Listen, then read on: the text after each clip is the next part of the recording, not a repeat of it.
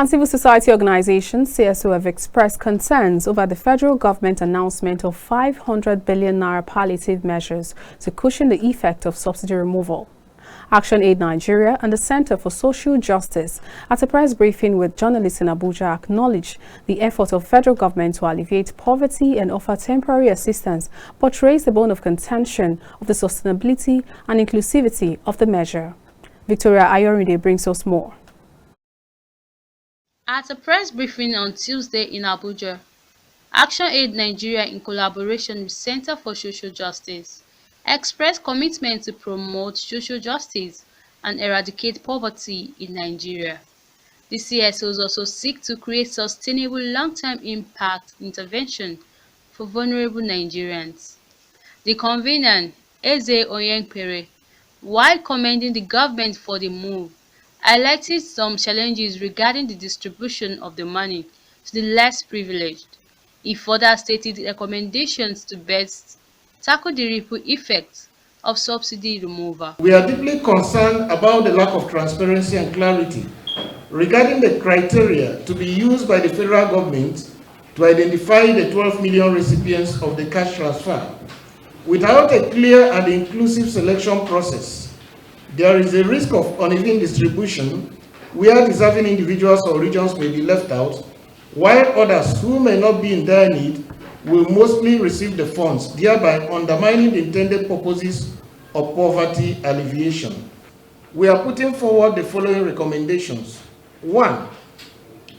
The federal government should engage organized labor, the private sector, professionals, women, and the public in good faith disclosure and negotiation with relevant information to design social intervention programs that cushion the hardship in critical sectors such as transport, agriculture, or food, and health. The cushioning measures should be comprehensive and reinforce each other. 2. Cash transfers to the poorest of the poor on the National Social Register, provided the funds are not from borrowed money but from savings. But the transfers must be built around increased transparency and accountability, access to information and monitoring by all interested parties, including the media and civil society. The director, Action Aid Nigeria, N680, enjoined the federal government to focus on addressing the Nigeria's economy to ensure life is made easy for citizens. She called on President Tinubu's administration to embrace transparency, especially in finance. We are calling on the federal government because this is not the time you spend money anyhow. If you look at even 100,000 that we are talking about, if you convert it to the naira, to the dollars, how much is it? This government has also, pulled up the devaluation of the naira has come to another level. And so we are coping with staff, we are coping with so many people who we don't know what to do. So the purchasing power of every Nigerian has decreased tremendously. What do we do from there? And so we're looking forward to how, the issues of transparency and accountability. A lot of corruption still bedevils the system. And we need to be able to show that. The way the government is going to make its appointments, the way the government is going to carry on issues, will let us know that it's also going to welcome transparency and accountability.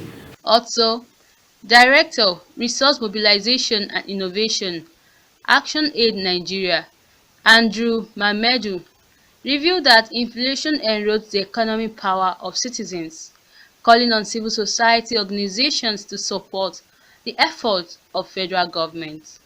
Palliative that is being brought up, the 8,000 that we are talking about, yes, it's a step, but we can do much better. 11 trillion naira will be saved from the subsidy removal by end of next year, by end of 2025, sorry, by end of 2025. So 11 trillion naira will be saved. So what will those resources be used for? How will they be used?